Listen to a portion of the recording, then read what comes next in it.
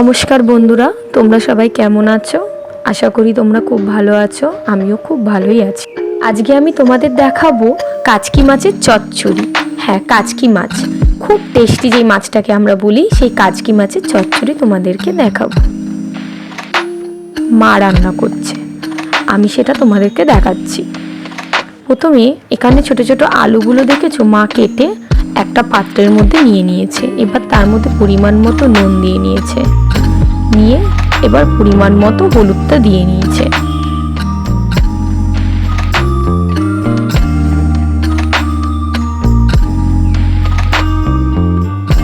এবার মা ভালোভাবে আলুগুলোকে মেখে নিচ্ছে সুন্দরভাবে, আর খুব জোরে জোরে হাতে প্রেসার দিয়ে মাখতে হবে। এবার মা পেঁয়াজগুলো নিয়ে নিচ্ছে। এবার ভালোভাবে এই পেঁয়াজগুলোকেও মা আলুর সঙ্গে দিয়ে মেখে নিচ্ছে সুন্দরভাবে, যাতে আলুটা একদম গলে নরম হয়ে যায়। যতক্ষণ না নরম হবে, আলু থেকে একটা জল জল বেরাবে, ততক্ষণ এইভাবে মাখতে হবে। তার জন্য মা এভাবে মেখে যাচ্ছে। এবার মা বেগুনগুলো দিয়ে নিচ্ছে। এবার বেগুনটা দিয়েও ঠিক সেম ভাবে এভাবে মেখে নিতে হবে। খুব জোরে জোরে হাতে আলুতে প্রেসার দিতে হবে, দিয়ে জিনিসটা মাখতে হবে। তুমি দেখতেই পাচ্ছ আলু থেকে কিন্তু জল বেরিয়ে এসছে, আলু বেগুন আর পেঁয়াজ দিয়ে প্রথমে যখন দেখছিলে একটা শুকনো ভাব ছিল, এখন কিন্তু জল জল ভাব চলে এসছে, প্লাস মজে গেছে। কতটা বাটিটা কতটা বেশি লাগছিল, এখন কতটা কম লাগছে। এইভাবে মাখতে হবে চচ্চড়িটা করার আগে। এবার আমি কাঁচা তেল দিয়ে দিচ্ছি। কাঁচা তেলটা দেওয়ার পর আবার সুন্দরভাবে মেখে নিতে হবে। এবার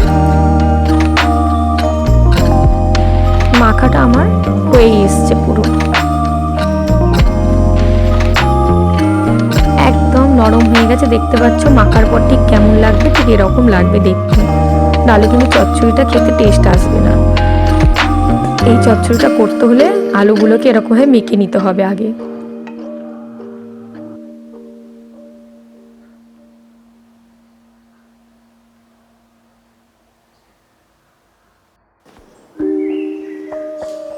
এবার আমি গ্যাসটা জ্বালিয়ে নিলাম।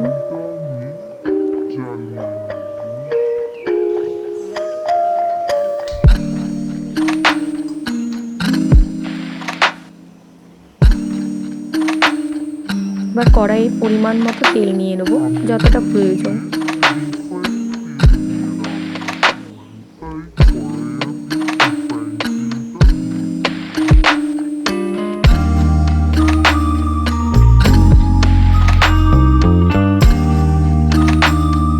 তেল নেওয়া হয়ে গেছে।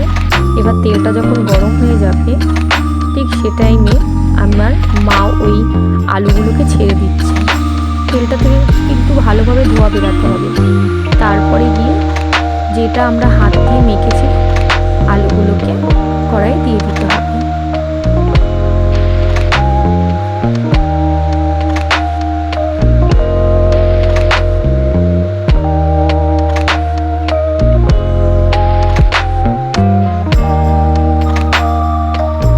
ভালোভাবে আমরা নেড়ে নেব।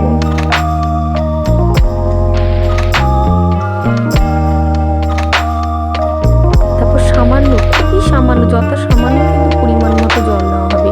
এখানে জল বেশি না দিলেও চলবে। জলটা দিয়েছি যাতে নিচে যেন লেগে না যায়। তারপর ওপর দিয়ে এবার কাচকি মাছগুলো সব একে একে ছেড়ে দিয়েছে মা।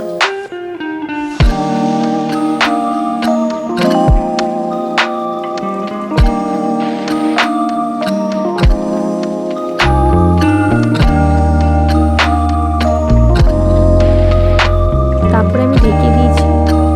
ঢাকার পর যখন আমি খুলছি, তখন রান্নাটা প্রায় কমপ্লিট হয়ে গেছে। এবার ভালোভাবে জিনিসটা ঝাঁকিয়ে নিতে হবে। তোমরা কিন্তু খুন্তি দিয়ে নাড়বে না বা হাতা দিয়ে নাড়বে না, তাহলে কিন্তু মাছগুলো ভেঙে যাবে। যদি তোমরা এরকমভাবে নাড়িয়ে নাড়িয়ে নাও, তাহলে নিচে তরকারিটা লেগেও যাবে না, প্লাস তোমার মাছগুলো ভাঙবে না, প্লাস খেতেও খুব টেস্ট লাগবে।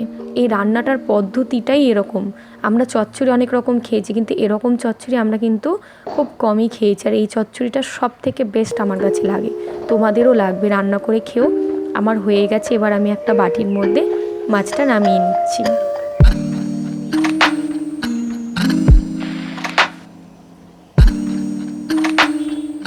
বন্ধুরা, তোমরাও কিন্তু অবশ্যই এইভাবে চেষ্টা করো, সত্যি খুব টেস্ট হয় খেতে। আর কেমন লাগলো খেয়ে এটা কিন্তু অবশ্যই আমাদের বলবে। আর যারা যারা আমার চ্যানেলকে এখনও সাবস্ক্রাইব করোনি প্লিজ করে দাও। আর যারা এখনও সাবস্ক্রাইব নতুন এসছো